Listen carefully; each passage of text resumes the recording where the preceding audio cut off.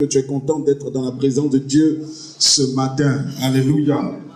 Béni soit ton nom, Seigneur. Transmets la joie à quelqu'un, transmets la joie autour de toi. Dis-leur qu'il est bon, il est tout pour le frère de demeurer ensemble.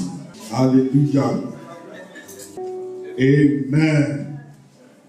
Le dimanche qui suit la veillée, c'est le culte des champions. Amen.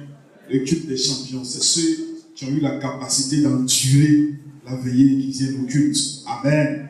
Parce que nous avons remarqué que juste après les veillées, les gens ne viennent pas à l'église. Amen.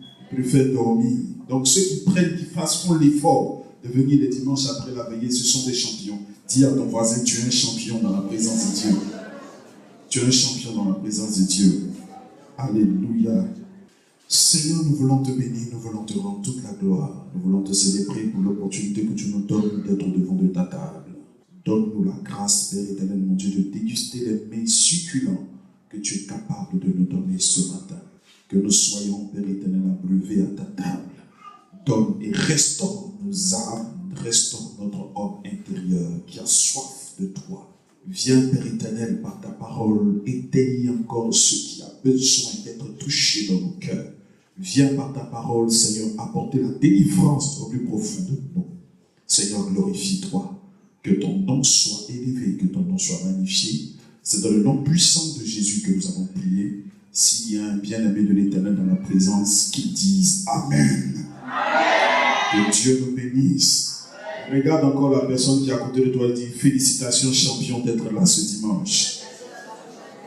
Il y a certains qui ont travaillé le samedi, qui sont là encore. Que Dieu vous bénisse, qui se souviennent de vous. Amen. Amen. C'est un exercice pas simple, mais Dieu nous fait grâce. Amen. Nous avons lu ce matin le 1 Corinthiens chapitre 11, verset 28. Nous avons lu aussi 2 Corinthiens chapitre 13, verset 5 à 7. Galates chapitre 6, verset 4 à 5. Et Lamentations chapitre 3, verset 40. J'aimerais qu'on relise ensemble Lamentations chapitre 3, verset 40. Si quelqu'un a une onction particulière pour la lecture, qui se lève, qui se tienne debout, et saisisse sa bénédiction ce matin en nous aidant dans la lecture. Lamentation chapitre 3, verset 40. Dieu te bénisse. Recherchons nos voies et sondons et retournons à l'Éternel. Alléluia. Amen. Alléluia. J'aime la version qui dit examinez vos voies. Amen. Aujourd'hui, je vais prêcher un message certainement qui, je crois, le message du Seigneur ce matin est encore un message pour nous. L'un des objectifs de la parole de Dieu, c'est de nous remettre sur le droit chemin. Et Dieu, par sa parole, est capable de nous renvoyer sur la droite ligne de sa volonté. Et c'est par amour que Dieu le fait par sa parole. C'est le Père qui aime, qui châtie ses enfants. C'est le Père qui aime, qui donne des corrections à ses enfants. C'est le Père qui aime, qui est capable de reprendre ses enfants. Et l'une des choses que la parole a comme puissance, c'est de nous reprendre et nous renvoyer dans le droit chemin. Alléluia. Souvent, nous sommes engagés dans beaucoup de tourments de la vie, beaucoup de choses nous entourent, et nous nous posons véritablement la question si nous sommes véritablement dans la volonté du Seigneur. Je veux dire à quelqu'un ce matin que tu es sur cette terre pour atteindre un objectif bien précis de la part de Dieu. Tu n'es pas en vacances, tu n'es pas en touriste, tu es venu pour accomplir un projet de Dieu. Alléluia. Alléluia. J'aimerais que tu mettes la main sur la poitrine, la main droite sur ta poitrine et que tu dises avec moi, j'accomplirai le plan de Dieu pour ma vie. J'accomplirai le plan de Dieu pour ma vie. Vous savez, aujourd'hui nous sommes dans le mois de octobre. Et dans le mois de octobre, nous sommes déjà au dernier trimestre de l'année. Et je crois que lorsque nous avons commencé cette année, chacun de nous a arrêté quelque chose. Chacun de nous a fait un projet. Qui a arrêté des choses qu'il voulait atteindre en cette année 2015? Lève les mains, je veux voir. Je crois que tout le monde, si tu n'as pas eu d'objectif cette année 2015, c'est un peu dangereux pour toi. Amen. En 2016, fixe-toi des objectifs. Amen. Selon le plan de Dieu pour ta vie. Nous avons tous eu des projets, nous avons tous eu des plans. Et lorsqu'une entreprise commence une année, commence ce qu'ils appellent un exercice annuel, qu'est-ce qui se passe? On fixe des objectifs pour l'année, n'est-ce pas? On fixe des objectifs, c'est-à-dire, voici ce qu'on veut atteindre comme but. Et on assemble tous les ouvriers, tous les travailleurs de la boîte, et on établit ces différents objectifs-là. Amen.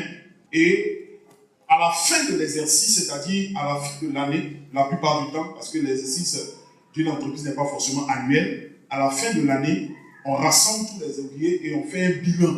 C'est-à-dire ce bilan en fonction de ce qu'on a voulu atteindre et de ce qu'on a véritablement atteint.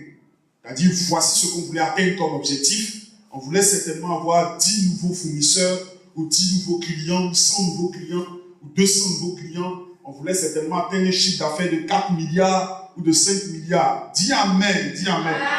Quand on commence à parler des choses comme ça, il faut dire Amen. Alléluia. Amen. On a voulu peut-être atteindre un chiffre d'affaires de 4 milliards, 5 milliards, mais on ne l'a pas atteint. Voilà, on essaie d'établir un bilan, c'est-à-dire de voir ce que nous avons pu faire jusqu'à la fin de l'année. Amen. Et c'est ce bilan-là qui nous permet de prendre des résolutions, c'est-à-dire sur l'année à venir. Mais avant d'arriver au bilan final, il y a ce qu'on appelle un bilan à mi-parcours.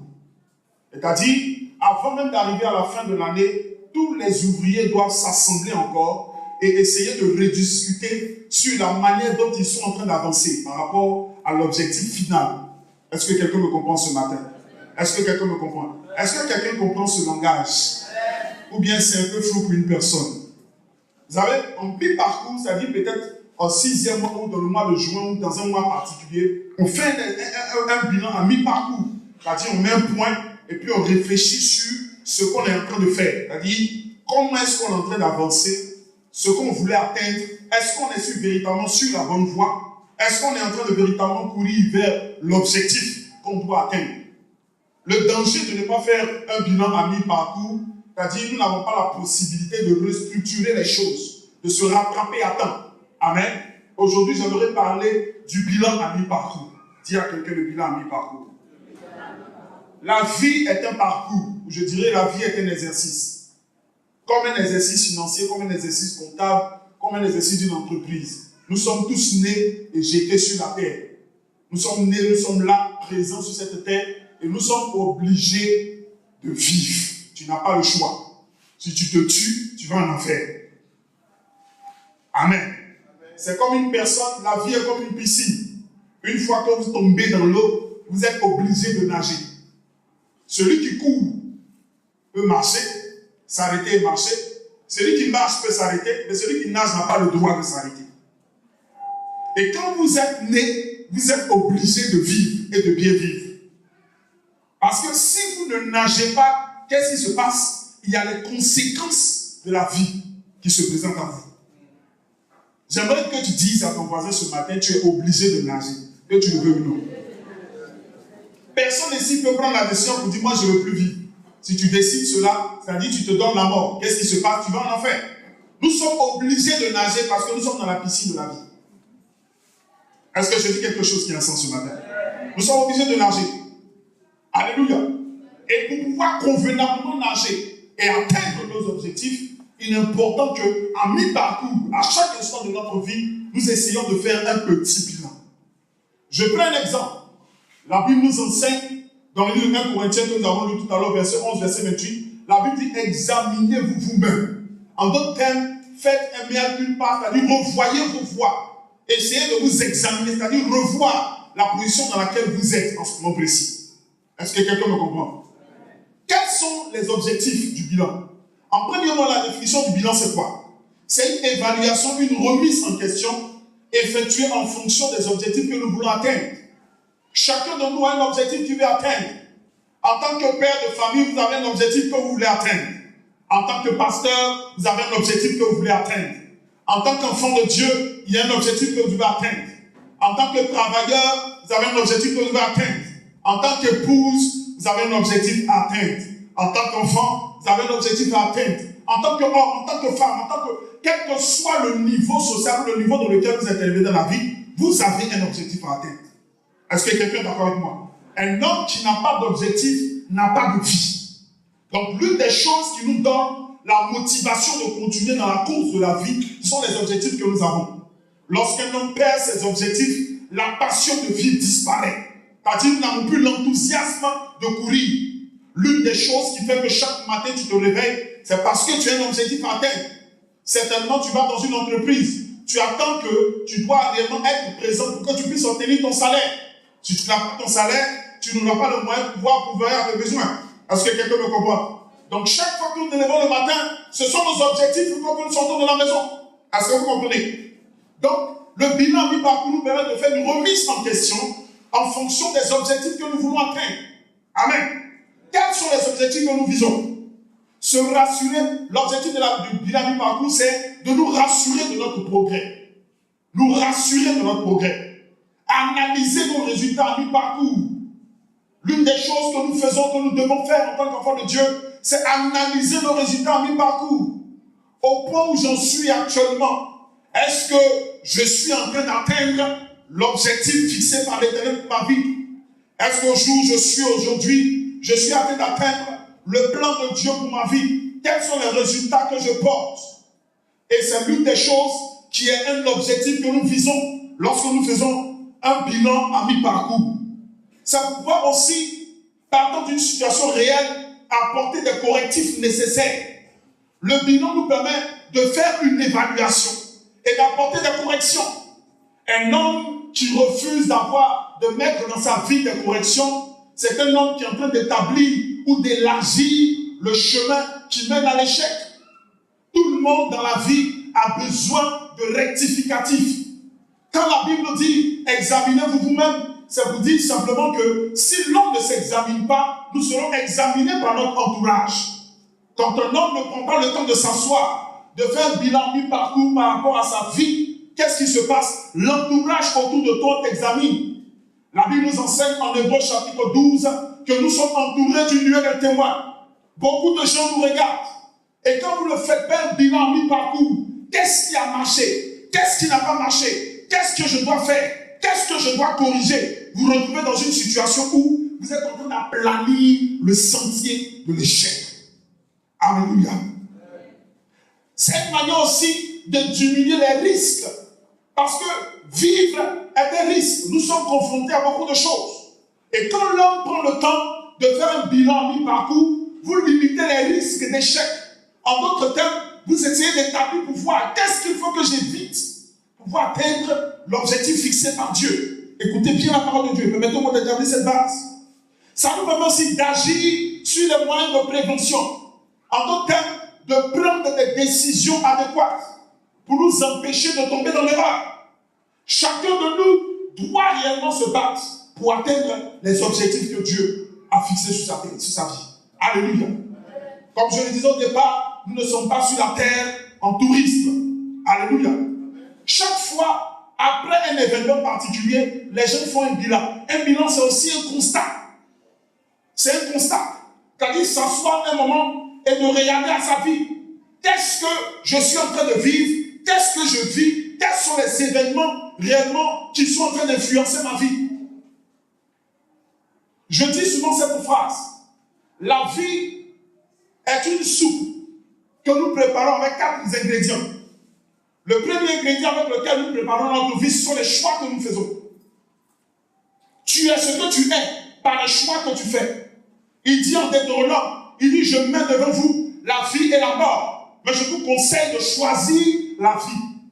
Donc aujourd'hui, ce que tu vis dépend des choix que tu fais. Quels sont les choix de vie que tu as établis? Deuxième ingrédient, ce sont les décisions que nous prenons. Quelles sont les décisions que tu prends? Aujourd'hui, une décision que tu prends peut te faire comme te défaire. Est-ce que quelqu'un me comprend? Tu peux être fait ou défait par les décisions que tu prends. C'est pourquoi un homme doit faire attention aux décisions qu'il prend. C'est pourquoi il dit, dans le livre de Job, il dit à tes résolutions répondant au succès. En tant que tel, à tes décisions. Quelles sont les décisions que tu prends tous les jours? Donc, faire le bilan, c'est aussi revoir ces différents aspects-là. Les choix que nous faisons, les décisions que nous prenons. La troisième des choses qui influence aussi, ce sont nos influences. Nos influences, c'est quoi? C'est-à-dire les différents domaines d'influence de notre vie. La Bible dit en Galates, chapitre 5, il dit, marchez selon l'esprit et vous n'accomplirez pas les œuvres de la chair. En d'autres termes, laissez-vous influencer par l'esprit. Donc, il est important de savoir ce qui nous influence. Vous êtes influencé par quoi? Quelle est la source de vos influences? Le déroulement de notre vie n'est pas seulement cause des attaques de la sorcellerie. L'une des choses qui est devenue un tourment pour l'église africaine, c'est que nous donnons beaucoup de priorité aux démons et à Satan. Souvent, j'ai pour habitude de dire que les sorciers sont glorifiés dans nos églises. Le diable, elle n'a pas pu être glorifié dans le monde que c'est en Afrique. Parce que c'est en Afrique qu'on a révélé des secrets que lui-même ne maîtrisait pas. On a enseigné des choses, des stratégies que lui-même n'a pas mis en place. En fait, souvent on enrichit son vocabulaire de stratégie. Tellement on pense plus loin que lui. Et aussi longtemps que vous restez dans le piège de cette mentalité, de cette pensée-là, vous êtes plus possédé qu'une personne qui est véritablement possédée. Et la délivrance dont nous avons véritablement besoin, c'est déjà dans un premier temps de nous libérer de cette influence mentale que nous avons. Et aussi longtemps que dans notre vie, nous sommes toujours sous cette influence-là, nous allons nous rendre compte que le déroulement de notre vie sera aussi influencé par ces choses. Est-ce que quelqu'un me comprend ce matin? Écoutez-moi très bien. La quatrième chose, qui est le quatrième ingrédient, c'est nos actions. J'ai beaucoup aimé ce que l'homme de Dieu disait le vendredi. Nous sommes ce que nous sommes par les actions que nous posons tous les jours. Si nous voulons changer notre destinée, changeons ce que nous faisons aujourd'hui. Quelle que soit la prophétie, je le disais en deuxième année, dans le cours, je pense, le dernier cours que nous avons eu, quelle que soit la prophétie que nous avons, il est important de comprendre qu'une prophétie ne s'accomplit pas comme ça. C'est pourquoi, aujourd'hui, nous sommes souvent déçus de voir que certaines prophéties ne s'accomplissent pas. En Côte d'Ivoire, nous avons eu un phénomène très spectaculaire, où nous avons assisté à une prophétie, je ne dirai pas le nom du prophète, qui s'est appliquée, ou qui dirait qu'il s'est appliqué à la lettre. Qui se rappelle de cette prophétie-là? C'était magnifique. Oh! Tout le monde, c'était devenu comme la Bible. Tout le monde a jeté sa Bible et tout le monde lisait ce livre. Voilà. Ok. Alléluia. Ma bouche a failli glisser. Je l'ai rattrapé. Alléluia. Et on disait, quand on voyait un événement, on prenait le livre et puis on lit la prophétie. Point numéro 1. C'est ce qui va se passer. Et puis ça se passait. Waouh! Tout le monde est content. Alors on sait ce qui va se passer. Point numéro 2. Et puis ça se passe. Point numéro 3. 4e événement. 5e. 6e. C'était extraordinaire. Et à un moment, on s'est rendu compte qu'on a été brutalisé par un changement de circonstances inexplicable. L'une des choses qui est déterminante dans la prophétie, c'est que la prophétie elle-même est partielle. C'est-à-dire qu'elle ne détient pas elle-même tous les aspects de son accomplissement. Est-ce que vous comprenez? Donc, l'action aussi de ceux vers lesquels on prophétise peut influencer aussi l'accomplissement de la prophétie. On te dit tu seras béni si tu ne marches pas comme une personne qui doit être bénie. Bien aimé, la prophétie ne s'accomplira pas. J'ai envie de dire à quelqu'un que tu peux être l'architecte de l'annulation de ta prophétie. Tu as toute la possibilité nécessaire pour le faire. Soit tu vas vers Dieu et tu marches conformément à la pensée de Dieu pour que la prophétie s'accomplisse, soit tu fais ce que tu veux et la prophétie ne s'accomplira pas. Et Dieu n'est pas coupable du non-accomplissement de ta prophétie. Est-ce que quelqu'un me comprend? Et on a été déçus, certaines personnes ont jeté la Bible, abandonné les églises parce que la prophétie ne s'est pas accomplie. La prophétie, ce n'est pas Dieu. Dieu est Dieu. Qu'est-ce que tu fais aujourd'hui?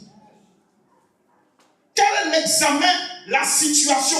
Quels sont les choix, les décisions, les influences et les actions que tu poses? Et je te dirai ce que ton avenir deviendra. Tu veux une prophétie? Établis-la toi-même aujourd'hui.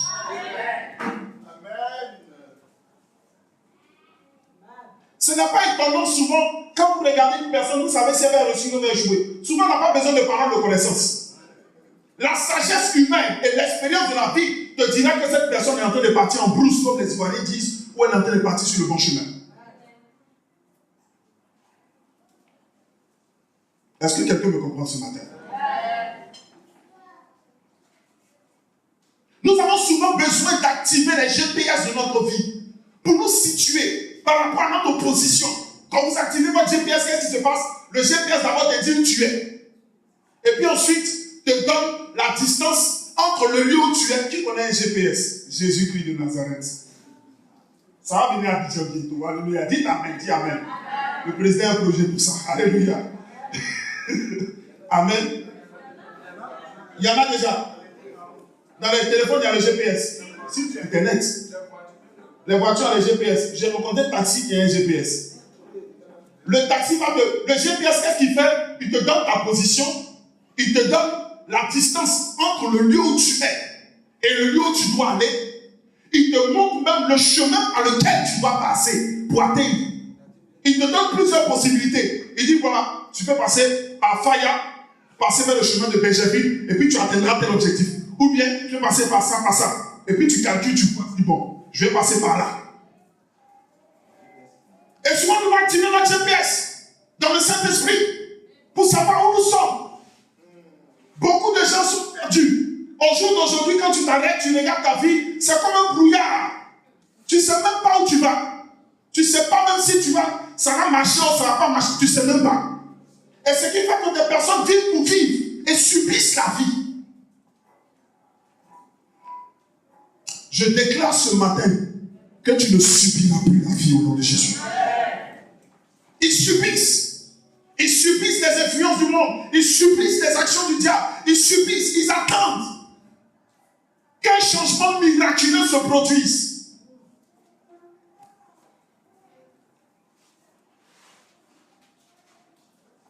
Tous les miracles ont une cause. Oh my God. Il n'y a pas de miracle spectaculaire. Tout est provoqué par quelque chose. Je vais te dire ça ce matin. Quel est le miracle que tu attends de Dieu? Tout dépend des actions que tu poses. Il y a des actions que tu es en train de poser aujourd'hui qui vont provoquer un miracle demain. Le monde spirituel n'est pas un monde aussi mystérieux que nous le pensons. Mais quelles sont les actions que nous posons aujourd'hui? Qu'est-ce que tu fais aujourd'hui? Examinons-nous et examinons-nous voir. La Bible dit qu'un jour, Jabez a fait un bilan de sa vie. Il s'est arrêté un moment, il a fait un constat.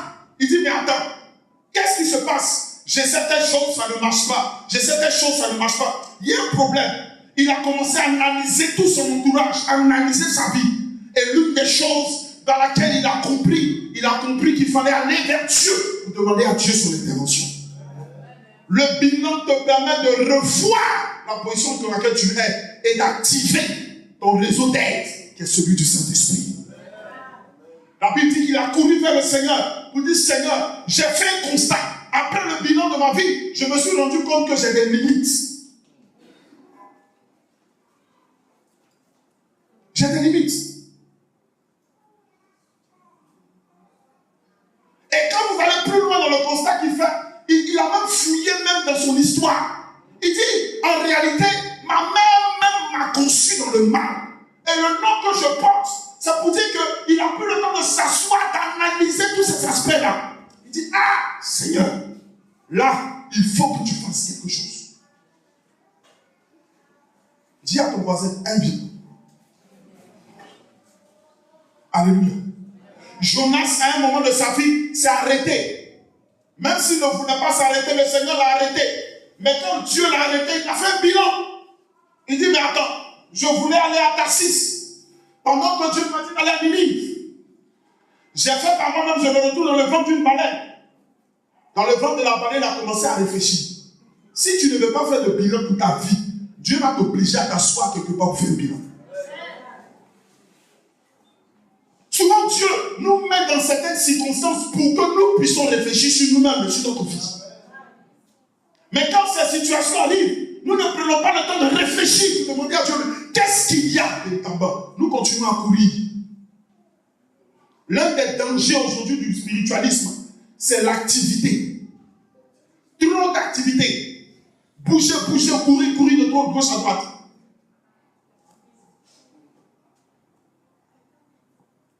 Nous avons trop d'activités. Trop de gauche à droite. Nous voulons tout faire en même temps.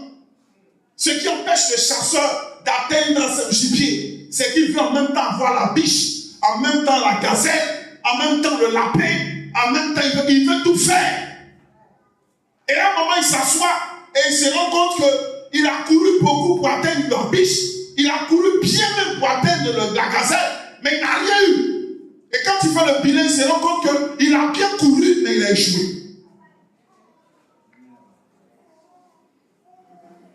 Est-ce que quelqu'un me comprend?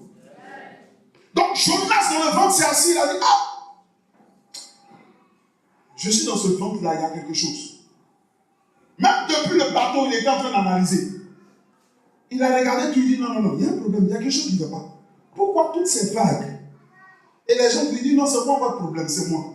J'ai réfléchi, j'ai analysé, c'est moi. Si vous me jetez dans l'eau, vous serez à l'aise. C'est moi le problème. Quand il allait dans le ventre de la baleine, il a commencé à crier à Dieu. Il dit, Seigneur, je veux repartir sur ton chemin. La Bible dit que Dieu l'a pris d'aller le vomir. Forcément.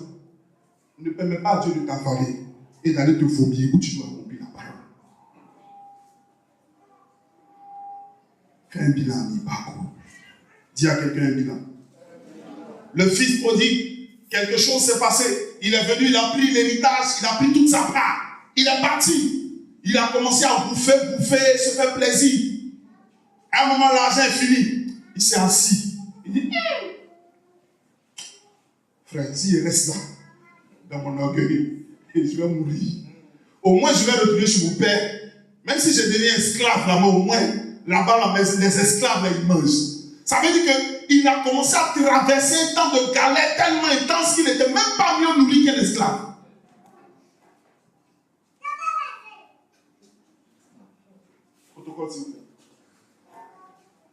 Donc il a compris qu'il fallait faire un bilan et prendre des résolutions. Qu'est-ce que je dois faire? Où est-ce que je dois aller? Dis à quelqu'un, prendre des résolutions. Alléluia. Dieu lui-même a fait un bilan. Quand il a fini de créer l'homme, il s'est retrouvé dans une situation. Il s'est rendu compte que l'homme a utilisé la plus puissante partie de sa mentalité, qui est l'imagination, pour créer le mal. Il dit, les pensées de l'homme sont toujours penchées vers le mal. Ils ont commencé à développer des stratégies de péché. Tellement l'homme, ils ont réfléchi quand ils ont créé la sodomie, ils ont commencé à créer des choses abominables devant Dieu. Dieu a dit, mais attends. Qu'est-ce qu'ils ont? Ils ont commencé à réfléchir à des stratégies pour faire du mal. Comment tuer les autres. Comment réfléchir pour mettre en place des systèmes pour faire du mal aux autres. Et Dieu dit, mais attends. Non. Il a fait un conseil, il a fait un bilan. Il dit, voilà ce qu'on va faire. Je vais détruire tout ça d'abord. La Bible dit qu'il envoya le déluge. Il détruit tout le monde. Pour permettre à une nouvelle race de revenir. Tellement que c'était cruel. Dieu même s'est arrêté devant le point et puis il a dit, ah, je ne ferai plus ça. Pour vous imaginer, Dieu lui-même, créateur des hommes, créateur de l'humanité, lance un fléau et puis détruit tout le monde. C'est-à-dire, les gens pleuraient, ça criait de tous les côtés. J'ai aimé un film que j'ai regardé sur Noé. Je ne sais pas si quelqu'un l'a regardé aussi. Mais comment les gens criaient dehors. Il y a certains fils même de Noé dans le film, c'est une imagination. Il y a certains fils même de Noé qui avaient même la tentation de partir ouvrir un peu pour aider les gens qui étaient en train de pleurer, à un cri, taper les portes.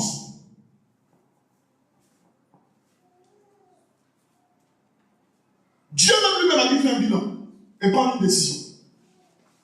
Alléluia. Quelles sont les questions que nous devons nous poser? Première des choses, qu'est-ce qui ne va pas en ce moment? Qu'est-ce qui ne va pas? Qu'est-ce qui ne va pas au jour d'aujourd'hui? Dis à quelqu'un, qu'est-ce qui ne va pas? Qu'est-ce qui ne va pas? Qu'est-ce qui ne va pas? Deuxièmement, qu'est-ce que j'ai fait? Qu'est-ce que j'ai fait pour que je me retrouve là où je suis? Une chose est de savoir ce qui ne va pas, mais une autre chose est de savoir notre part de responsabilité. Ce qui fait que souvent nous n'avons pas beaucoup de résolutions dans la vie, c'est que nous mettons toujours la responsabilité sur les autres. Qu'est-ce qui ne va pas? Qu'est-ce que je n'ai pas fait? Qu'est-ce que je n'ai pas fait? Troisièmement, qu'est-ce que j'ai fait? Donc, deuxièmement, qu'est-ce que j'ai fait? Troisièmement, qu'est-ce que je n'ai pas fait? Qu'est-ce que tu devais faire et que tu n'as pas fait?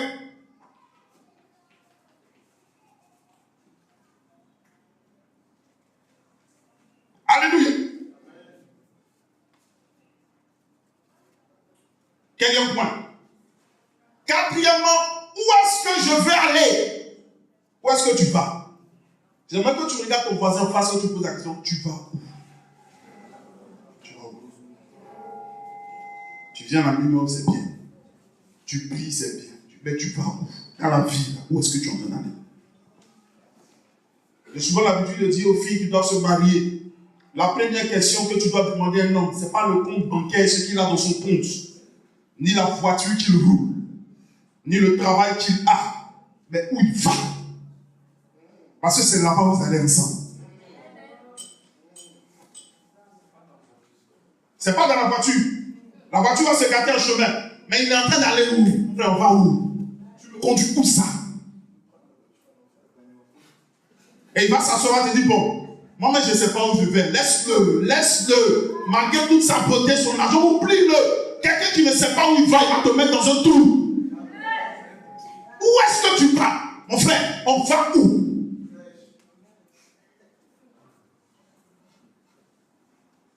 Parce qu'en réalité, quand on parle de soumission, on dit femme, de se soumettre, ça veut dire mettre sa mission sous la mission de l'homme.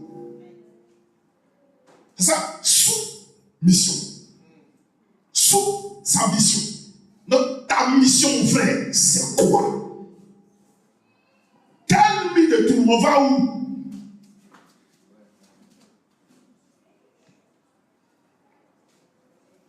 À un moment, une épouse, un mari, un fils, doit prier. On va où ça? Attends. On a dit qu'on partait ici. On est en train de partir. Ça, c'est un examen, un bilan. Où est-ce qu'on va?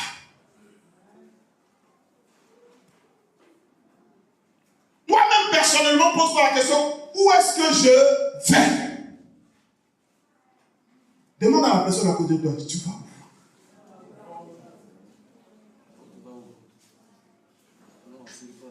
Parce qu'en réalité, celui qui va à Ganoa ne va pas aller payer un billet d'avion.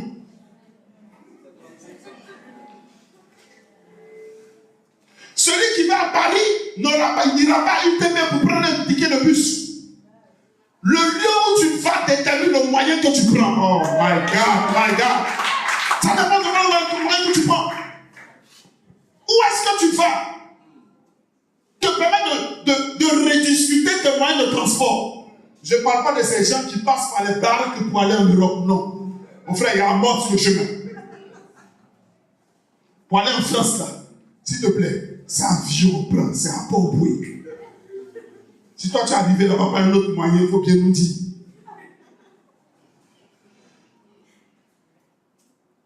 Où est-ce que tu vas? Où vas-tu? Dis à quelqu'un, où vas-tu? Qui sont ceux qui m'accompagnent? La Bible dit, ne vous y trompez pas, les mauvaises compagnies corrompent les bonnes mœurs. En réalité, nous sommes beaucoup influencés par les gens qui nous entourent. Qui m'accompagne dans ce voyage? À un moment de ta vie, tu dois t'asseoir et dire, attends, qui est en train de m'accompagner? Je vais avec qui? Rediscuter les conditions. La Bible dit que deux personnes ne peuvent marcher ensemble s'ils ne sont pas en accord. Et beaucoup aujourd'hui perdent leur destinée à cause de la mauvaise compagnie. À un moment du parcours de sa destinée, la Bible dit que Dieu a arrêté Abraham pour lui dire, sépare-toi de l'autre. Il n'a qu'à partir. Il y a des lots dans notre vie. Il y a des lots. Le monsieur là, c'est un lot. faut m'écouter bien. C'est un lot. Il est en train de te loter. Tu vas de... Un moment, 7 mois. Il dit, frère, on va où? Non, il n'y a pas mariage. Ah, mais je fais quoi avec toi?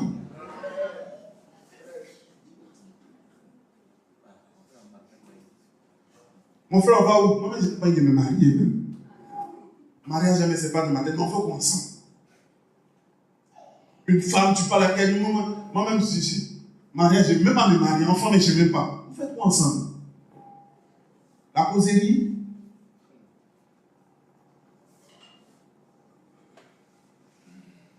Alléluia. Alléluia. Dis à quelqu'un qui t'accompagne. Qui t'accompagne? Dis à quelqu'un qui t'accompagne. Pose la question à une personne.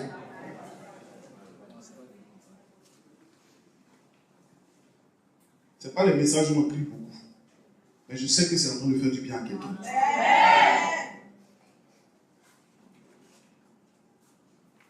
Encore, combien de temps ai-je déjà épuisé? Combien de temps tu as déjà pris? Vous savez, l'une des choses qui est difficile à prophétiser, c'est le jour de notre départ. Dans la Bible, il y a peut-être 2 ou 3 ou 4 personnes à qui Dieu a dit tu seras enlevé, tu vas mourir, voilà ce qui va se passer. Mais entre nous ici, mon frère, il n'y a personne qui sait quoi que ce soit. Donc tu ne sais pas si c'est demain, tu ne sais pas que ça fait demain. Mais il faut calculer le nombre de temps que tu as déjà parcouru. On ne danse pas à 40 ans comme on dansait à 20 ans.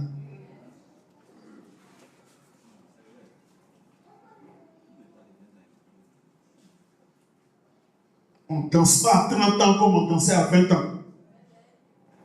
Il y a des jeux que tu pouvais faire à 20 ans parce que tu as le temps. Mais à 30 ans, tu ne peux plus faire ces jeux-là.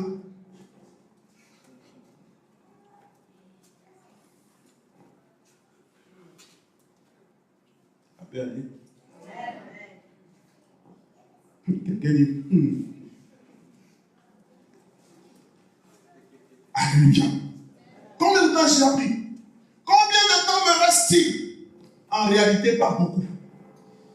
Et tu ne le maîtrises pas. Donc, à cause de cela, quand tu établis ton bilan, tu dois dire, hey frère, c'est pourquoi la Bible dit, rachète le temps. Parce que quoi? Les jours sont mauvais. Au jour d'aujourd'hui, tu peux arriver, quelque chose peut se passer. Je ne le souhaite pas au nom de Jésus. Mais quand tu vas devoir établir ton bilan final devant le maître, si tu n'as pas fait ce bilan mi-parcours pour savoir où tu es, ce qui doit disparaître de ta vie, tu ne sauras pas quoi dire là-bas. Le problème, c'est que dans le bilan final, on ne peut pas revenir en arrière pour dire je vais corriger. Seigneur, je vais revenir. Il a laissé. Si il descend tout, si tu me renvoies sur la terre, il la laisse. Je lui avais dit mais que frère, il ne voulait pas partir. Mais il a dit non. Si il vient, on se sépare. Seigneur, il faut me laisser, je rejette. Non, c'est fini. C'est fini. Il n'y a plus de repentance. Écoutez-moi, il n'y a plus de repentance au ciel. La repentance est sur la terre. Il y a des gens qui attendent dans le ciel pour se repentir. Ce système de purgatoire, on va prier pour toi pour que tu sois sauvé. C'est un mensonge qui a été créé dans le fin fond de la marmite de Satan où il midi. Je ne sais pas quel système de pensée a été développé pour mettre les hommes. En fait, c'est le plus dangereux des mensonges de la déformation biblique. Le plus dangereux. Parce que ça met l'homme dans une situation de vie bizarre. Et il compte sur ses parents. Et on te met dans une situation où tu donnes ton argent à l'église pour qu'à la fin, à ta mort, on puisse organiser une prière pour toi. Frère!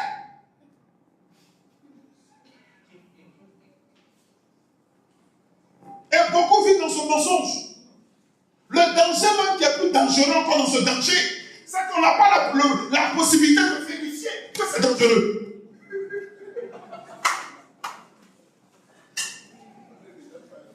Tu es déjà parti. Personne ne peut revenir pour dire, mon frère, c'est fou, hein. Je suis un enfer. Vous avez prié, ça n'a pas marché.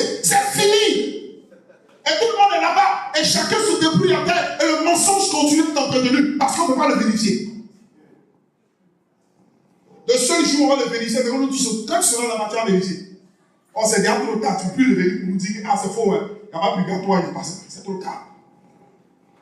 Dis à quelqu'un, examine-toi. Souvent, nous aimons bien nous emporter dans le mouvement de la bénédiction de Dieu. Mais la bénédiction de Dieu, on crée une atmosphère pour la bénédiction. Il n'y a pas un homme dans la Bible qui a été béni au hasard. Donnez-moi un nom. Il n'y a pas quelqu'un qui dit il était là et puis il était. C'est faux. Quand vous regardez la vie de ces personnes, vous allez voir le témoignage de Dieu. Depuis l'Ancien jusqu'au Nouveau Testament, les gens ont créé une atmosphère pour recevoir la bénédiction. Même Abraham,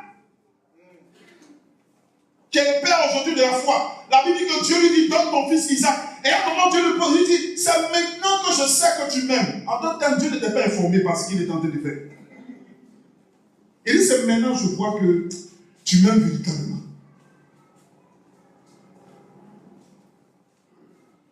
Dis à quelqu'un à côté de toi, examine-toi. Combien de temps me reste-t-il? Combien de temps me reste-t-il? Si Dieu pouvait ouvrir la pensée de chacun de nous, faire un petit bilan pour savoir combien de temps il nous reste, je vous assure, quand on dit à une personne, tu as atteint un cancer, tu dois mourir dans 2 jours, pause. Les prières, si elle n'est pas baptisée en langue, elle va créer par la langue là. Ce qui me fait mal, c'est qu'il y a certains, quand ils apprennent ces nouvelles, c'est là qu'ils veulent aller se donner à la plus grande dépravation qu'ils n'ont jamais vécue. Comme pour dire, je vais racheter ma vie. C'est-à-dire que tu te prépares bien pendant l'enfer. Tu crées une place de catégorie pour toi. Si Dieu pouvait vous nous affaiblir, chacun sait. Aujourd'hui, tu sais qu'il y a 3 ans, 4 ans, 5 ans pour quitter cette terre. Bien aimé, je vous assure, qu'on va dire culte, frère. Tout le monde allait être là. Car il est beau, Dieu. Qui ne fait pas l'église? Je suis là. Parce que je suis là. Je suis là parce que l'autre, est-ce qu'il y a quelqu'un qui le fait aussi? Et là, il y a personne qui le fait. Je fais tout pasteur. Je suis là. 24 heures sur 24, des gens allaient dormir à l'église. Parce qu'on ne le sait pas. On est à l'aise. On se dit, bon, on est encore jeune, on a le temps. Dis à quelqu'un, tu n'as pas le temps. Dis à quelqu'un, tu n'as pas le temps. J'ai été très, très attristé par le décès d'un de mes amis. Nous étions 3 comme ça, dans notre quartier, qui avons été touchés par le Seigneur. 3 véritablement amis avec qui ont été touchés par le Seigneur. Et il y en a d'entre eux, pendant qu'il était en France, Pépé, il était en France en train de commencer son entreprise. Les choses commençaient à aller. Sa vie commençait à fleurir. Pouf, un matin comme ça, il est mort. Quand on a annoncé sa mort, personne ne l'a aussi. Pépé, il a quel problème? Il est en forme. Il y a quoi? Il est mort comment? Et Dieu ne choisit pas les personnes qui doivent mourir.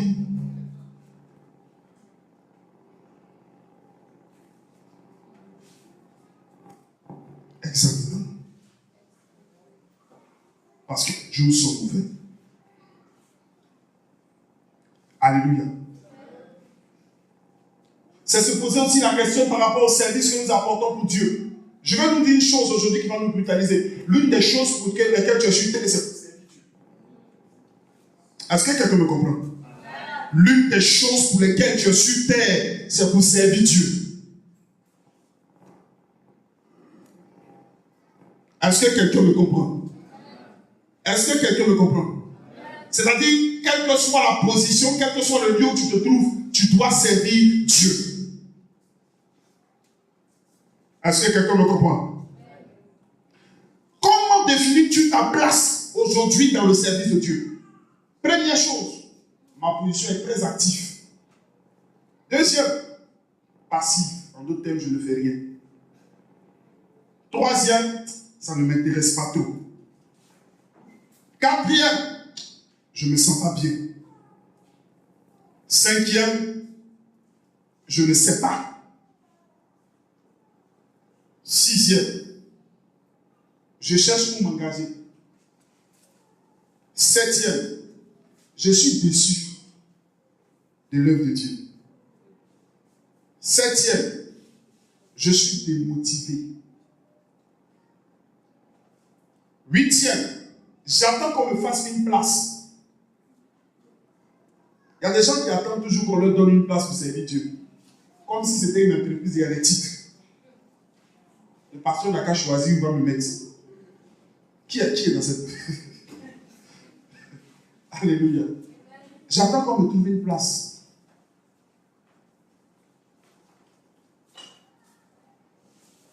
Alléluia. Quelle est ta position?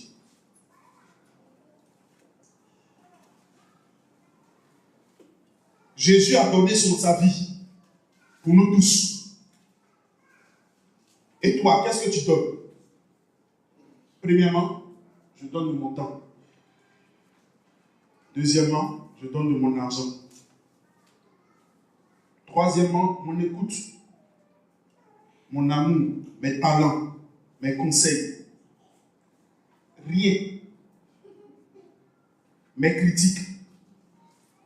Il y a des gens qui donnent leurs critiques pour le royaume des cieux. Et c'est leur spécialité de donner leurs critiques pour le royaume des cieux. Dis à ton frère, laisse ça. Il y a beaucoup d'autres choses à donner. Ma mauvaise humeur pour le royaume des cieux. Ma haine, qu'est-ce que je donne? Ou comment décrirais-je ma vie chrétienne aujourd'hui? Bruyante, pleine de défis. Elle est bruyante, pleine de défis. Ou encore ennuyeuse. Il y a des personnes qui ont une vie chrétienne, c'est ennuyeux. Venez à le dimanche, venez encore. Ah, si il ne vient pas le pasteur, hein. Oh, vraiment. Au fait, le bilan te permet de savoir ta véritable position. Est-ce qu'aujourd'hui, là, être dans la présence de Dieu, c'est ennuyant pour toi? C'est ennuyant.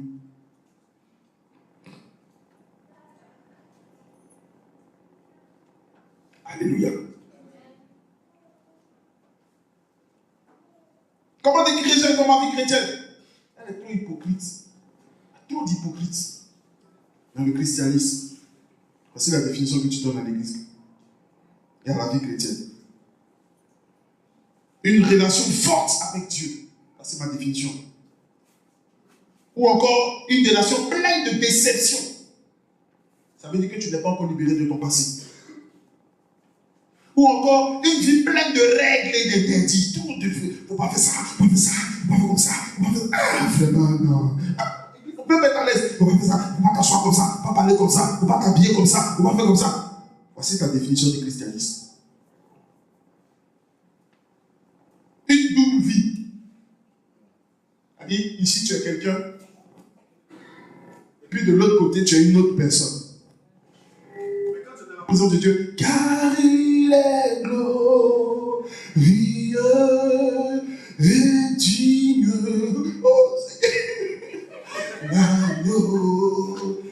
Seigneur, quand tu regardes, on peut te nommer pasteur aussi, te consacrer en même temps. Mais toi-même, tu sais la vie que tu mènes. Le problème avec cet aspect, c'est que ce n'est pas les hommes qui ont le monopole du jugement, c'est Dieu. Et celui qui a ce qu'on appelle le payroll, ou bien encore le cahier de paie, c'est Dieu. C'est lui qui calcule le travail de chacun et le salaire de chacun. Si c'était le pasteur, bien aimé, c'est facile. Je me donne les offrandes chaque fois. Oh, il y a des bénis qui ont été bénis. Des bénis, ce il est bien dans le frère. Il est bien. Tu peux monter toutes les apparences qu'il faut. Mais en réalité, ce n'est pas moi qui détiens la bénédiction, c'est Dieu. Donc, tu vas me montrer tout ce que tu veux. Mentir même. Moi, je me suis mis une chose dans la tête. Tout ce qu'on dit. Pasteur, c'est comme ça, c'est vrai. Oh, c'est vrai. Pasteur, c'est vrai. Alléluia. Oh, gloire à Dieu, c'est vrai. Pasteur, oh, c'est vrai. Ah, mon Dieu te soutient. Pasteur, c'est vrai. Alléluia. Mais Dieu sait si c'est vrai ou c'est faux. Moi, il ne juge pas. Dis à ton voisin, Est-ce qu'il nous vit? Demande-lui. Est-ce que tu n'as pas une autre vie cachée quelque part?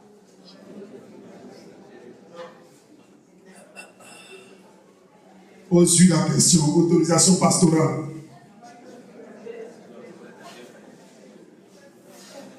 Aujourd'hui, c'est... Dis à quelqu'un un examen. C'est bon souvent de laisser bouger l'église, mais souvent on doit s'asseoir. Et puis chacun revoit sa vie.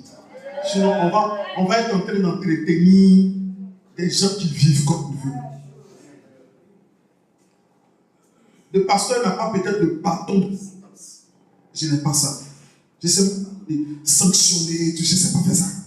Oh, aide-moi, peut-être que ça va m'aider dans le ministère. Donne-moi la grâce de sanctionner. Donne-moi, Seigneur. Mais c'est ton...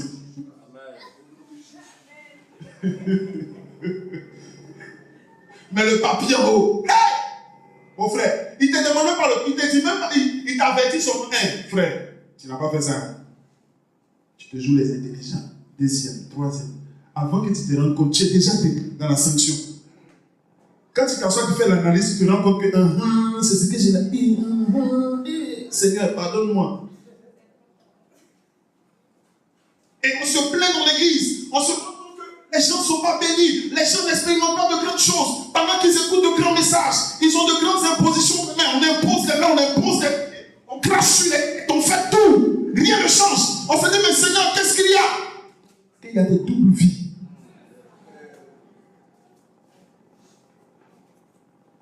Et sinon, le pasteur, tu peux te dire, mais Seigneur, qu'est-ce qui se passe? Est-ce que tu m'as béni même? Pourquoi les gens ne sont pas bénis? Tu vois pas tout.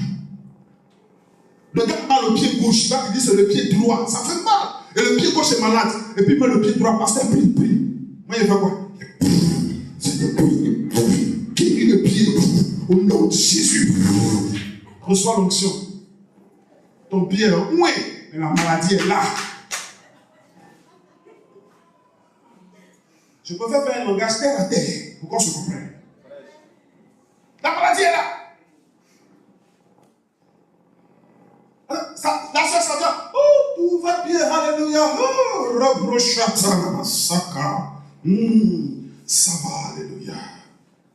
Dieu est bon, oh, merveilleux, vraiment.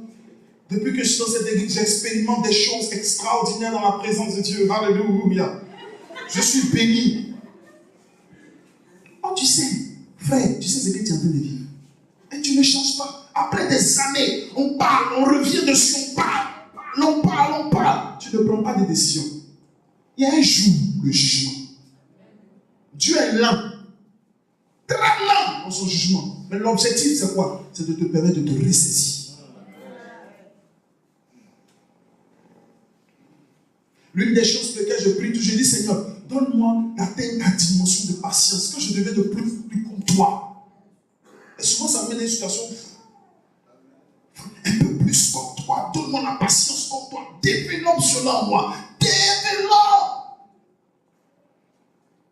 Souvent, ceux qui sont proches de moi disent, vraiment, j'ai développé une capacité de patience que le Seigneur me donne par sa grâce. Il dit, Seigneur, donne-moi encore, élargis encore.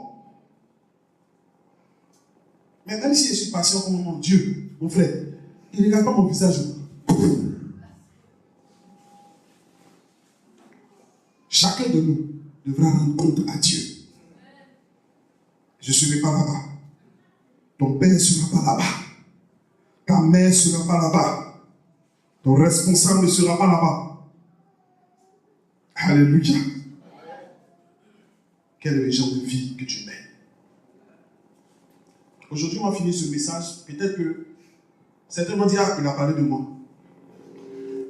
D'autres vont dire, ah, c'est parce que je lui ai expliqué mon problème qu'il a en train de parler aux gens.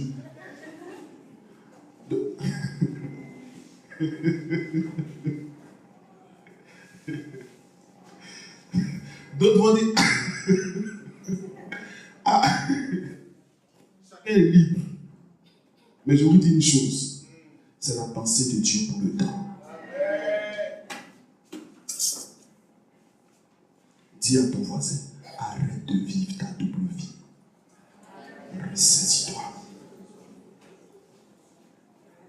Parce que quand tu qui doit bénir, si c'est l'autre ou bien si c'est toi, Il est là, il a l'embarras du choix. Ça fait rire.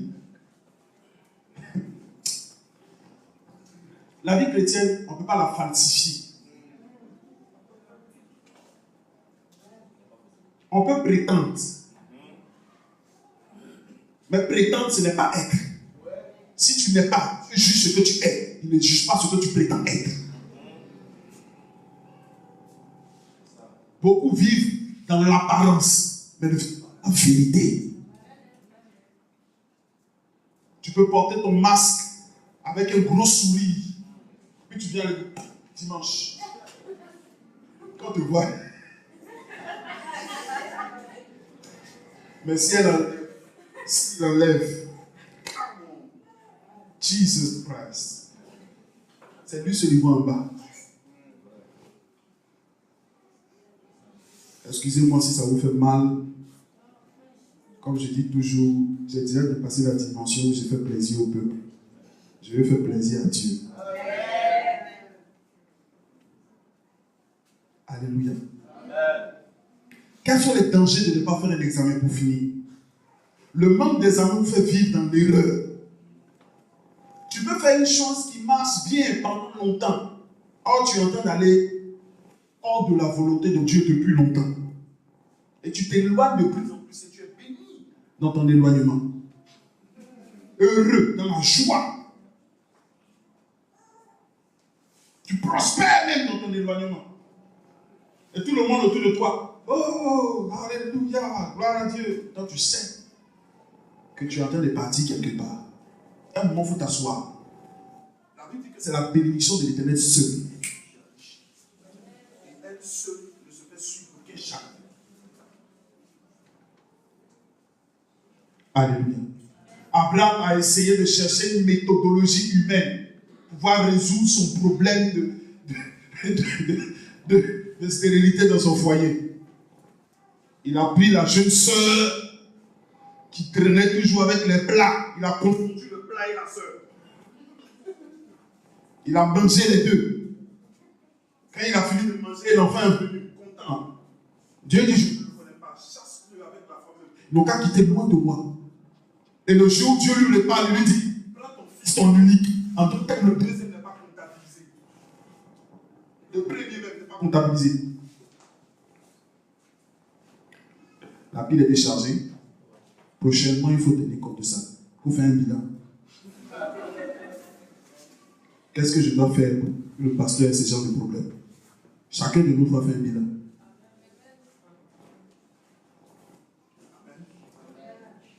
Parce que ça déstabilise le culte. Amen. Dis à quelqu'un, fais un bilan. Nous sommes prompts à pouvoir accuser, à pouvoir jeter la sentence sur les autres. Il n'a pas fait. C'est parce que tel n'a pas fait que c'est pas comme ça. C'est parce que t'entends. C'est parce que t'entends. Qu'est-ce que toi, tu n'as pas fait?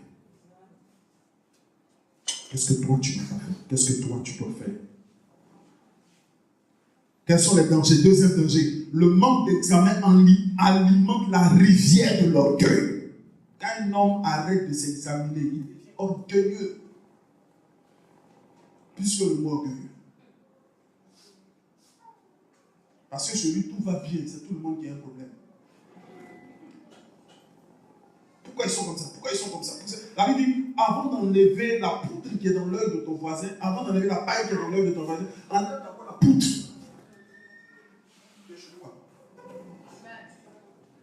Est-ce que quelqu'un me comprend? Enlève d'abord la poutre. Amen. Donc, quand nous arrêtons de nous examiner, de nous remettre en question, un enfant de Dieu doit constamment être en train de se remettre en question. Qu'est-ce qui me reste à faire? Qu'est-ce qu'il y a? Seigneur, qu'est-ce que je dois faire? Qu'est-ce que je dois faire? Comment dois-je faire pour aller de l'avant? En réalité, tu n'es pas en concurrence avec quelqu'un, tu es en concurrence avec toi-même. L'une des choses avec lesquelles je me base, je dis, Seigneur, comment être meilleur que moi hier? Pas comment être meilleur qu'un autre pasteur. Qu'est-ce que je dois faire pour aller encore de l'avance? Qu'est-ce que je dois faire? Tu es en concurrence contre toi-même.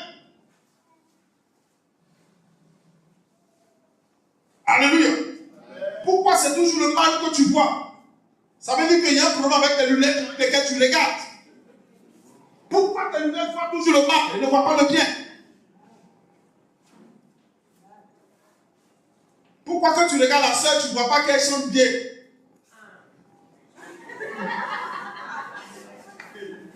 Pourquoi quand tu regardes le frère, tu ne vois pas qu'il est bien, il est sérieux? Mais tu le vois voyou. Regarde son pantalon. Regardez. Regarde. Il sourit sur le côté là. C'est le souris des jeunes voyous. Regarde.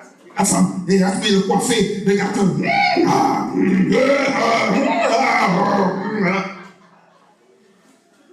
Il y a un problème avec tes lunettes.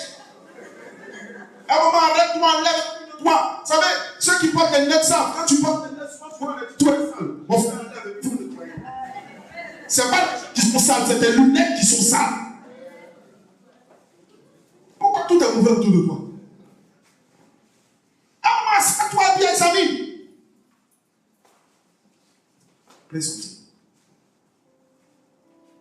Le manque d'examen a permis le sentier de l'échec.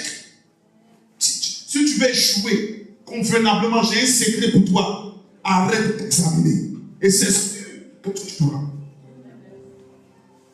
Ne jeûne plus, ne prie plus. Arrête d'examiner. C'est clair, tu vas aller dans l'échec. Arrête de te remettre en question. Comment ça comment tu vas aller dans l'échec. L'année entière, tu ne trouves pas convenablement que tu avances vite vers l'échec. Le manque d'examen amène à juger tout ce qui nous entoure, à nous oublier nous-mêmes. Le manque d'examen augmente la cuirasse de l'incrédulité. Les gens qui arrêtent de s'examiner, de se remettre en question, deviennent très incrédules. C'est eux qui ont le monopole de la vérité. Tout le monde ment. Et tout le monde ne connaît pas. Dis à quelqu'un, assieds-toi et examine-toi. Nous sommes à la fin de l'année. Aujourd'hui, 2015 a fini. Certains auront les yeux pour pleurer. Le 31, quand on vient dans la présence de Dieu, il y a beaucoup de gens. Certains pleurent, ce n'est pas des pleurs de joie. C'est des pleurs parce que l'année était difficile. Certains pleurent de joie, de réjouissance. Certains pleurent parce qu'ils n'ont pas pu accomplir les projets de Dieu pour leur vie. Certains pleurent parce que le bilan était négatif. Au jour d'aujourd'hui, Dieu te donne la possibilité de faire un bilan mi-parcours avant qu'on arrive à la fin. On parle peut-être de fin d'année, mais ça peut être la fin d'une vie. Et chaque fois que l'homme a l'opportunité qu'il se remette en question. Le fils prodigue a dit une chose. Il dit, au lieu de rester là, je préfère retourner. Le Père t'a donné de retourner à ton Père, l'Éternel, le puissant, le glorieux, et de lui dire, Seigneur, nous voici. J'ai peut-être tout gâté. J'ai fait des fautes. Vous savez, l'une des choses qui ressort de l'enseignement du fils prodigue, souvent nous retenons seulement l'aspect où il a pris l'étiquetage et puis il a fui. Non. Mais ce qui veut, la Bible veut faire ressortir, c'est le courage avec lequel elle est revenue. Vous dites, papa, pardonne-moi. Je veux revenir. Si tu veux, il ne faut même plus que je sois ton fils. Prends-moi comme un de tes esclaves. Au fait, je suis ton fils, mais sur la vie, je travaille pour toi. Au moins là. Mais je ne veux plus être hors de ta présence. Je ne veux plus. Au grand étonnement de tous, pendant qu'on pensait que le Père allait le juger, le sanctionner, la Bible dit qu'il a offert un festin de réjouissance. Un moment de joie. Parce qu'il était content de voir son fils venir. C'est comme ça notre Père dans l'esprit. Aujourd'hui, si tu prends la décision de revenir et de te repositionner dans ta position vis-à-vis de Dieu, le Seigneur est capable de te donner encore le temps de repartir. Fais un examen et tu verras la gloire de Dieu. Ne pas faire les examens dans la vie dernièrement, ça nous met en retard. Le diable a une capacité de faire croire aux enfants de Dieu qui sont en train d'avancer. Quand le diable te montre, tu penses que tu es en train de courir, tu dis, oh, mais tu vas te rendre compte que tout le cheminement que tu as fait avec le diable, en réalité, c'est 25 années perdues. 30 ans perdus, 10 ans perdus, 5 ans perdus. Pourtant dans la réjouissance, mais ces années sont perdues. Ce que le diable te donne, tu le perds sur place. C'est pourquoi la Bible dit que c'est la bénédiction de l'Éternel seul. Elle riche. En d'autres termes, elle te donne la capacité de pouvoir aller de l'avant, de ne pas te réjouir. Il dit qu'une heure dans tes paris vaut mieux que 1000 ailleurs. En d'autres termes, une heure de marche avec Dieu vaut mieux que 10 000 heures de marche avec Satan. 10 000 heures de marche dans l'erreur. Parce qu'un jour, lorsque tu vas t'asseoir, que tu fais un bilan de ta vie, tu te rends compte que tu n'as rien accompli. Tu n'as rien accompli. Le diable te donnera avec la main gauche. La main droite, il reprendra avec sa main gauche. Et la seule chose que tu auras, c'est de pleurer. Pour dire, Seigneur, aide-moi. J'aimerais qu'on se tienne debout dans sa présence.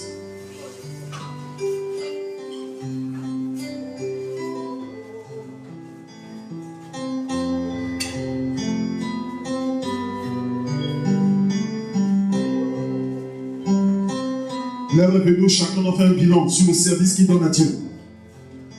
Un bilan sur l'amour qu'il a. Un bilan sur l'œuvre qu'il accomplit pour son Dieu. Un bilan sur sa position vis-à-vis de son Dieu. Un bilan sur sa relation avec Dieu. Un bilan sur sa propre vie.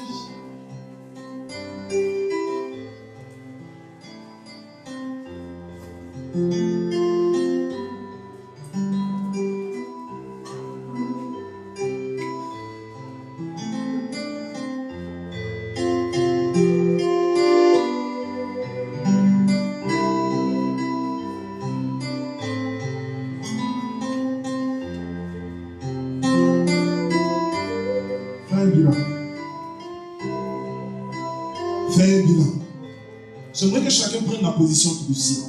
Si tu veux, mets-toi en genoux. Si tu veux, assieds-toi. Si tu veux, fais ce que tu veux.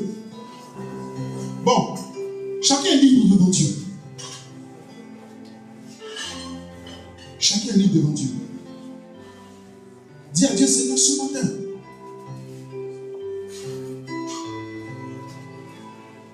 je veux faire un état de ma personne. Où est-ce que je suis? Où est-ce que je vais? Souvent nous passons le temps à prier vers le Seigneur pour dire, Seigneur, bénis-moi. Dieu ne m'a pas béni. Dieu n'a pas fait telle chose. Dieu n'a pas fait telle chose. On se plaint beaucoup. Et on perd notre position de responsabilité. J'aime cet homme qui donnait cette phrase. Tu es l'architecte de ton destin.